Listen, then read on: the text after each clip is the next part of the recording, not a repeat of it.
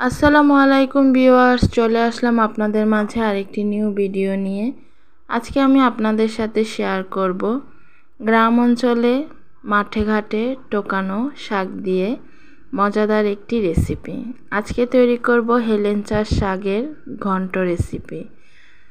জানতে হলে দেখতে হবে সম্পূর্ণ ভিডিওটি স্কিপ না করে। প্রথমে এখানে আমি মাছের পেটি নিয়ে নিয়েছি, দেখতেই পাচ্ছেন। এখন দিয়ে দেব পরিমাণ মতো হলুদ, মরিচের গুঁড়ো, পরিমাণ মতো লবণ। এবারে আমি সামান্য পানি দিয়ে মাছটা ভালোভাবে সেদ্ধ করে নেব। মাছটা সেদ্ধ হতে থাক। এখানে নিয়ে নিলাম হেলেঞ্চার শাক, ভালো করে বেছে কেটে ধুয়ে পরিষ্কার করে নিয়েছি। আরও নিয়ে নিলাম আলু। এখানে বড় সাইজের 2টা আলু নিয়ে নিয়েছি, এরকম সাইজ করে পাতলা পাতলা কেটে। মাছগুলো সেদ্ধ হয়ে গেছে, এখন আমি নামিয়ে কাটা বেছে নেব।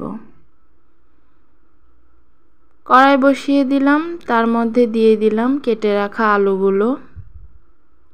দিয়ে দেব পরিমাণ মতো পানি, লবণ, আদা রসুন বাটা, হলুদের গুঁড়ো, মরিচের গুঁড়ো, আরও দিয়ে দিলাম ধনিয়া গুঁড়ো। একটু নেড়েচেড়ে মিশিয়ে নেব। দিয়ে দিলাম 1 মুঠো পরিমাণে পেঁয়াজ কুচি। এবারে আমি খুব ভালোভাবে মশলাটাও কষিয়ে নেব, আলুটাও সেদ্ধ করে নেব। ফিরে আসলাম কিছুক্ষণ পর, দেখতেই পাচ্ছেন পানি কিন্তু অনেকটাই কমে গিয়েছে। আলুগুলো কিন্তু 80% সেদ্ধ হয়ে গেছে। এ পর্যায়ে আমি দিয়ে দিব আগে থেকে কেটে রাখা হেলেঞ্চার শাকগুলো। একে একে সবগুলো শাক দিয়ে দিলাম। এখন আমি একটু ভালো করে নেড়ে চেড়ে দেব।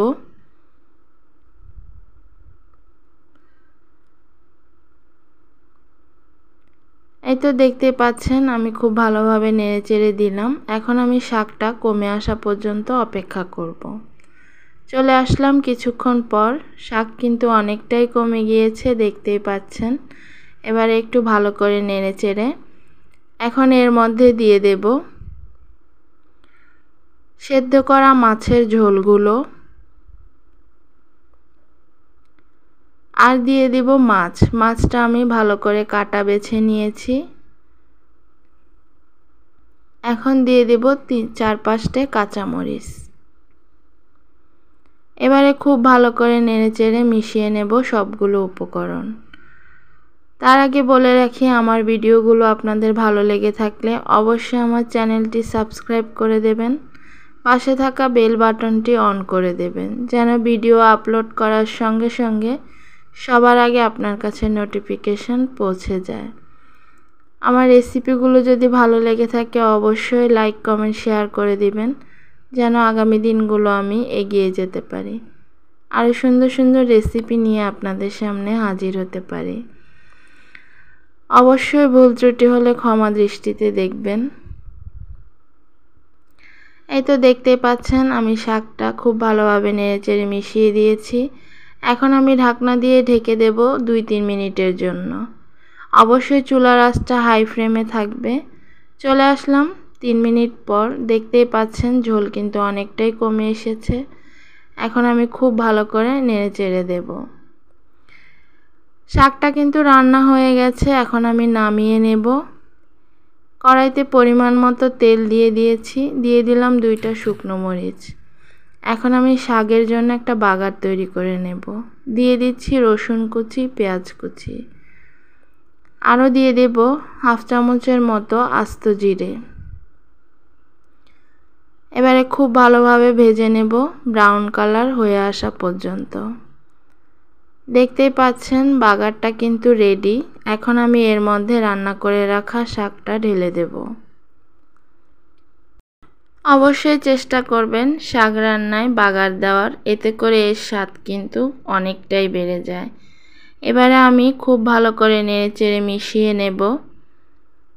অবশ্যই আপনারা এভাবে ট্রাই করবেন।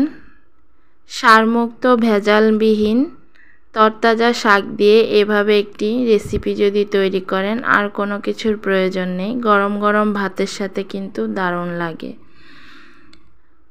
এর গুণাগুণ কিন্তু অপরিসীম। অবশ্যই এই শাকটা খাওয়ার ট্রাই করবেন, আশা করছি ভালো লাগবে। এখন আমি ঢাকনা দিয়ে ঢেকে দিলাম 1-1.5 মিনিটের জন্য। চলে আসলাম 1-1.5 মিনিট পর। দেখতেই পাচ্ছেন ঝোল কিন্তু শুকিয়ে গেছে। এতটুকু মাখা মাখা ঝোল অবশ্যই রাখবো, নয়তো এর টেস্টটা ভালো আসবে না। এ পর্যায়ে আমি চুলার আঁচটা অফ করে দেব। দেখতেই পাচ্ছেন রান্না কমপ্লিট, চুলা অফ করে দিয়েছি। অবশ্যই আপনারা এভাবে ট্রাই করবেন হেলেঞ্চা শাকের ঘন্ট রেসিপি। আজকের মতো এখানেই বিদায়। আল্লাহ হাফেজ।